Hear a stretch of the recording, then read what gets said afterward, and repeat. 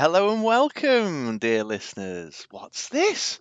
What am I looking at here now? This is not a gameplay video, and you'd be absolutely right, it's not a gameplay video. 2020, as promised in the podcast a couple of weeks ago, is the year where we're going to try our hand at a little bit of variety with our YouTube content, and this solo venture of mine for a moment is going to be our attempt at putting something a little bit new out there. We want to start talking a little bit more about the meta and team constructions and putting even more in front of you than just the gameplay vids that we tend to record when me and Andy get together for a game or when we're playing in an online tournament. Look at those two handsome chaps. Speaking of me and Andy, yes, there we are. That was at the UK Games Expo last year. Or was it the year before? I forget. Anyway, and the purpose of this video is to take a few minutes to talk through my Euro Championship team. So let's do that, I suppose, and then in the comments and generally round and about, you'll let me know what you think and whether this is the sort of thing you'd like me to carry on doing more of. So, to begin with, my Euro Championship team, I'm a direct damage guy and I love a good bit of direct damage spam. So who else? Who else was going to play but the direct damage meta card of choice at the minute, the Iceman, right on schedule from the X-Men First Class campaign box. He's essentially a reprint of Nova from Avengers vs. X-Men. He reads, when Iceman takes damage during the attack step, he deals 2 damage to target opponent. But look at those lovely, beefy defense stats for him to be able to soak up some damage himself in order to do that. So this was the cornerstone, the win condition of the team in itself. So clearly, the next step is to make sure that I can deliver him some damage during the attack step. Now, I'm not going to rely on my opponent to be blocking my character, plus I want to maximise the amount of damage that I'm firing out there. So for the team, I took advantage of the Magic Missile Global. Pay a bolt, deal 1 damage to a character. So the strategy is pretty simple. Initiate the attack step with an attack with a character, and then while in the attack step, when it comes to the global and action stage, with saved up bolts, hit Iceman for 3, 4, 5, maybe even 6 if you want to go all the distance to KO him to deliver 6, 8, 10 damage across the table to my opponent. Pretty straightforward, nice and clean. It's got the added advantage there that global can serve as a bit of removal for characters on the other side of the field that I don't like the look of, if there's something I don't want my opponent to have. And also the added advantage that I can buy it up as another way of delivering direct damage to characters or my opponent as well. So a lovely little card there, nice little combo. It's very efficient, just requires those 2 pieces to get going. I need to optimize that up a bit though, so clearly the main thing now is generating bolts. Generating enough bolts that I can plow them into the Magic Missile and to also make sure I've got bolts in order to make my Iceman purchases. So the next card that I put in the team was the Chewinga Paragon Elemental, rare card from the Tomb of Annihilation set. He's a nice cheap bolt swarmer at a 2 cost, but there's a couple of other little advantages to this guy that meant that he was going to be my kind of ramp churn solution and also my bolt generating solution to plow into that Magic Missile. So with his defense being 1-1-2 over there, actually let me backtrack a little bit. So Magic Missile is a liability. When I've played that card in the past, I've found myself getting a little bit stressed out because it's globals can be used by your opponent, and I find my opponent start to spam my globals and hit me particularly hard. So when it came to constructing the rest of the team from this point forward, and I decided that Magic Missile was going to be my means of damaging Iceman, I wanted to make sure that I had cards that could either A, soak up any Magic Missile damage, so my opponent would have to save up an awful lot of bolts to do it, or B, give me a little bit of an advantage when they're KO'd. So what I want to draw your attention to is that bold text at the bottom there for the Chewinga, which says, when Chewinga is KO'd by non-combat damage, prep a die from your bag. So if my opponent's there looking at my field thinking, he's got a few Chewingas in his bag, there's a big swarm on the way here, I might use that Magic Missile to shoot that Chewinga because he's pretty weak at 1-1-2 there on his defense numbers. That's cool with me because shooting that Chewinga preps me an additional dice and pops him in the prep area as well, so that I'm definitely generating those bolts next turn. It also means that I myself, when it comes to initiating the attack step, can use these Chewingas to put an attack across the field and then shoot them with my own Magic Missile in the global an action window so that I can end up doing a cheeky little prep of my own. So I actually found through the course of the event and in playtesting, there were times where I was relying less on Swarm and a little bit more on killing Chewingers to get a little bit of ramp and churn going on. So the Swarm, cheap bolt, Swarm, and the fact that he is kind of magic missile proof, or still gives me a benefit when there's my own magic missile out there, meant that he was an absolute 100% going on the team as far as I was concerned. Next up, Clayface. This is all part of that bolt generating strategy as well. Clayface is there for the global. It's very well known. Pay a mask once per turn. You may take a die from your use pile and add it to your reserve pool on any energy face. So the bottom line is, with Clayface, you can turn a mask into anything you want it to be. And in this team, what I want to do is I want to turn a mask into 2 bolts. So while there's Chwinger dice, or as you'll see, other dice, bolt dice sitting in the use pile, I can pay a mask and turn that mask into 2 bolts that I can then use for my purchasing power early game to pick up my Iceman and my Chwingers, or use it mid to late game to improve my chances of having bolts to plow into that magic missile global to make my win condition work. Through playtesting and through the event, I never bought the card. I relied very heavily on that global. What I would tend to do in the first turn is maybe buy a Chwinger, Clayface it in, buy a second Chwinger. So I would have then 2 Chwingers chilling in the use pile. When it came to the second turn, then I would probably Clayface in one of those 2 Chwingers onto 2 bolts, so that I then had the energy to buy my Iceman. And hopefully have enough to do a prep global, which I'll talk about in a minute.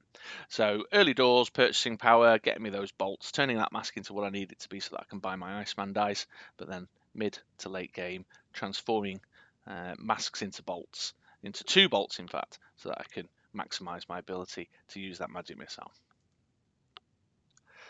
Next up, thrown brick. Now, I'll talk about this a little bit more in a minute, but my thinking here was that I'd encountered in playtesting a few Polaris and a few Wreckers. Polaris, they're restricting me to using 1 global per turn, and Wrecker restricting me to only being able to use globals that are in the field zone, which clearly the magic missile as an action dice can't ever be.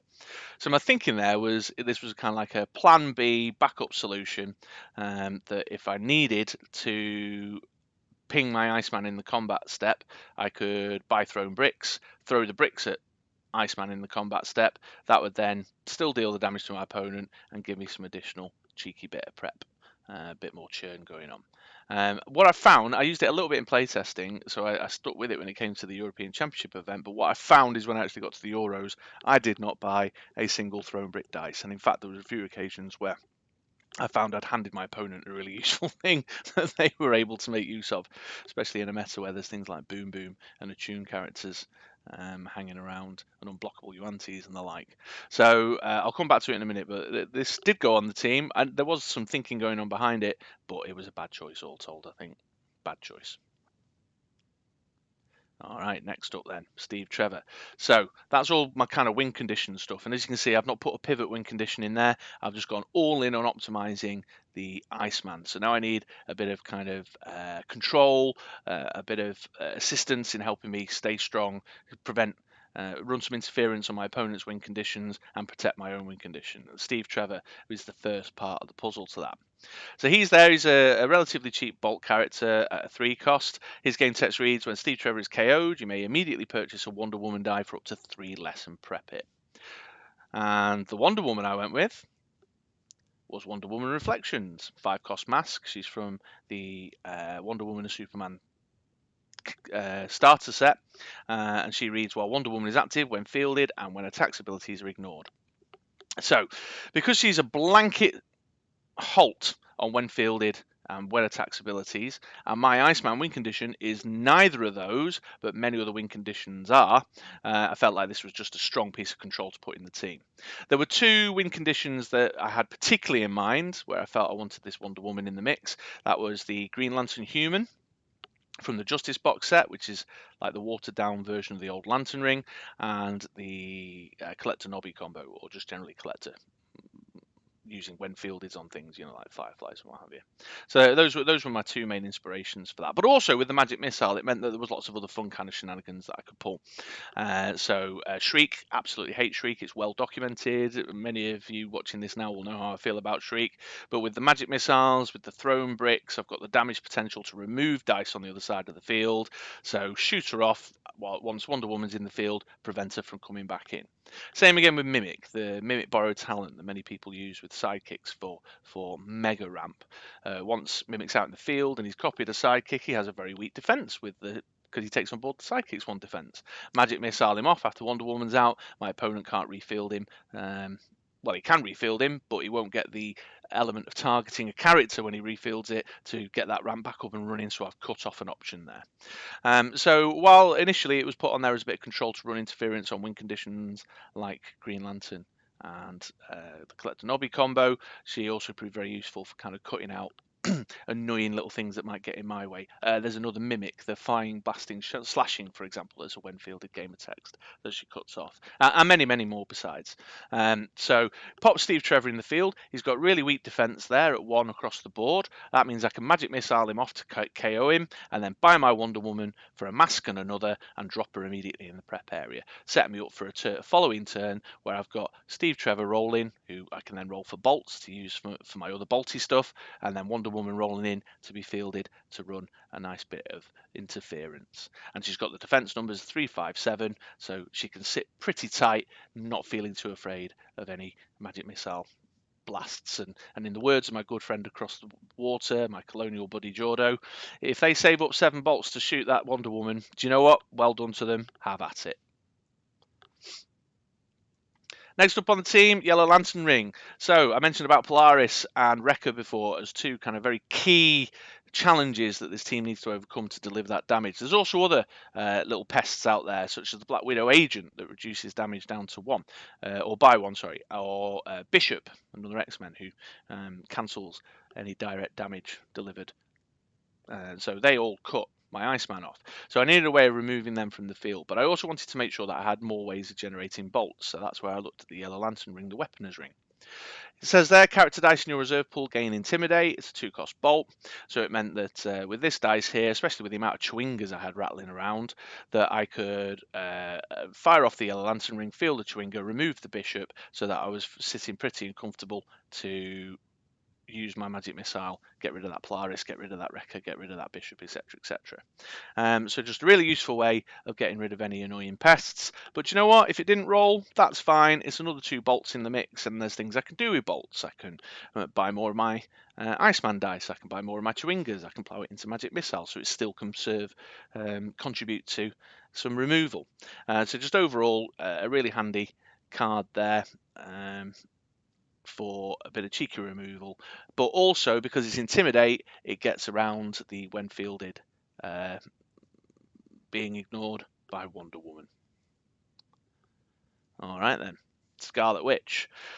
So trying to get a measure of the meta and thinking through what I might be facing, I thought, yeah, do you know what? There's quite a lot of things out there that are using action dice to get their strategy off the ground. The least of which are the Boom Boom and Attune characters, but you also have kind of things like Collector Nobby uses the Danger Room with flamethrowers and throwing knives or whatever it's called to create more villains, for example. Doom Lances, Staffs of the Forgotten One, Rings of Winter to just keep relentlessly bringing nasty dragons into the field. So a bit of action hate I felt was a must. Scarlet Witch, relatively low cost bolt, so she ties into the rest of the strategy where I can generate a lot of bolts for purchasing power, and then also meant that if Scarlet Witch doesn't roll, at least she's still adding some benefit. She's got some pretty decent stats. Her defense numbers, particularly at 3, mean it's going to cost my opponent 3 bolts to take her out, so it's affecting their purchasing power if they want to try and shoot her off. But really just mainly there to slow down the Boom Booms, to slow down the Danger Rooms, and to stop any cheeky action shenanigans that may be going on. Last character on the team there was Atlas. He served no other purpose than for his prep global, really. what I was trying to do was, because I was generating a lot of bolts and using a lot of bolts, I suppose with Clayface and Atlas, I was also kind of thinking I needed maybe some globals in the mix where if I rolled a fist, if I rolled a mask, they were useless energy to me without these two globals. But the main motivation there was the old second turn switcheroo to set the bag so that I'm drawing desirable dice. As I mentioned before, I could get a third turn Iceman together with the right rolls and using this Atlas. So it was really just there for that extra little bit of prep. Prep globals can be a wee bit of a risk when you're looking at the big picture. Certainly when you're using Swarm Ramp, but as I said before, the Swarm Ramp was less of a kind of cornerstone so much as it was KOing Chwingers using it to prep. But what I inevitably found is whenever I hit that global, it would be the Chwinger that I pulled out the bag. There could be one Chwinger and 4 sidekicks, and I'd draw the Chwinger when using it. Which I'm sure is an experience many of you share with me. But yeah, Atlas was in there. Plus, he served as perhaps a bit of meat, a bit of chunky meat that I could get out in the field if I was absolutely desperate. So there we are, folks. There's the team. I'll just bring it up with the dice counts so you can get a feel of kind of how decisions I made around the dice distribution. So I went really heavy on the Chwingers and the Yellow Lantern Rings as my cheap bolts there, looking to fill my bag, generate as much bolts as possible to plough into that magic missile. Put myself 3 dice on the Iceman, thinking that there'll be maybe opportunities to buy more than one. I use, generally speaking, in playtesting and through the event, I generally use just one Iceman dice. In retrospect, in hindsight, there were a couple of instances where I wish I had bought a second Iceman, but didn't because I was playing a little bit too defensively and a bit too tentatively. But buying another Iceman would have been a good solution to that there. So I actually put more dice on there, thinking I might be wanting to buy 2 or maybe even 3 Iceman. He's not wildly expensive at the 4 cost, but in terms of piloting the team, I've found myself leaning more into more defensive play than aggressive play, which is to my detriment. Scarlet Witch as well went in on 3 dice with her again, just because I might need more bolts. Who knows? So there you go. There's the dice counts.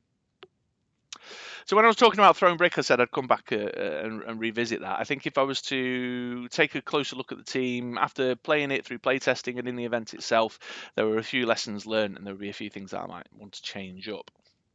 I mentioned Throne Brick specifically as a bit of a dead space there. I used it a little bit in playtesting, didn't use it at all in the event. In fact, I think I gave my opponents too much of an advantage with it. So I'd probably replace that, and I think I'd probably replace it with Static Field. Initiating the attack step on 1 or 2 occasions proved to be a little bit of a challenge. More often than not, what I would try and do is get a sidekick out in the field or get a Chwinger out in the field and then use that as my attacker. The sidekick, I would, let that be what that will be. My opponent can block it, kill it, let it through, whatever. But the Chwingers, what I would then do is use a magic missile shot to KO it. If it was at level 1, level 2, for that cheeky little bit of extra prep after they had been blocked. But there were a couple of instances where my opponent did shoot out a few bits or managed to keep my field lean, or there was a green devil mask that meant I was trying to keep my character count low, which made it difficult for me to field those kind of extra ancillary characters that I didn't need but wanted to use for initiating the attack step. And so a static field I think would prove particularly useful for the team, so that if I'm ever desperately in need, I can attack with Iceman himself, knowing that I wouldn't end up losing him because I could static field him back at the last minute to keep him in the field for use next turn. Plus, I think it would probably, speaking about the theory of having a bit of stuff to do with any unused energy, if I don't roll bolts and I end up with masks, it's just another useful global in addition to Clayface to plough those masks into. So static field there.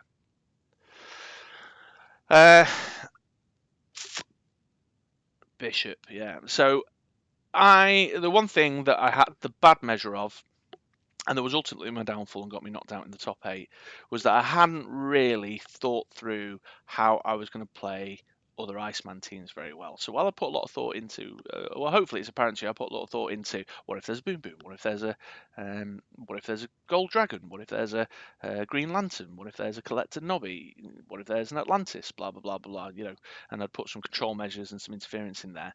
When it came to Iceman, my decision was just, well, they'll bring as much stuff for me to use as Allah brought for them to use, so I'm just going to race and rush. But the problem is, I'm not an aggressive enough player, and so when it came down to it, I unsuccessfully managed to play the team that way.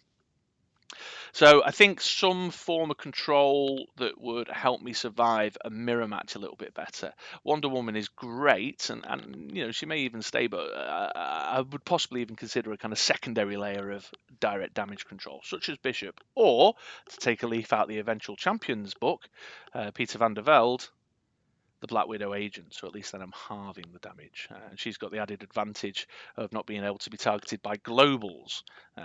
You know, going back to what I was saying before about using cards that would be protected from or advantageous if my opponent wanted to abuse my magic missile.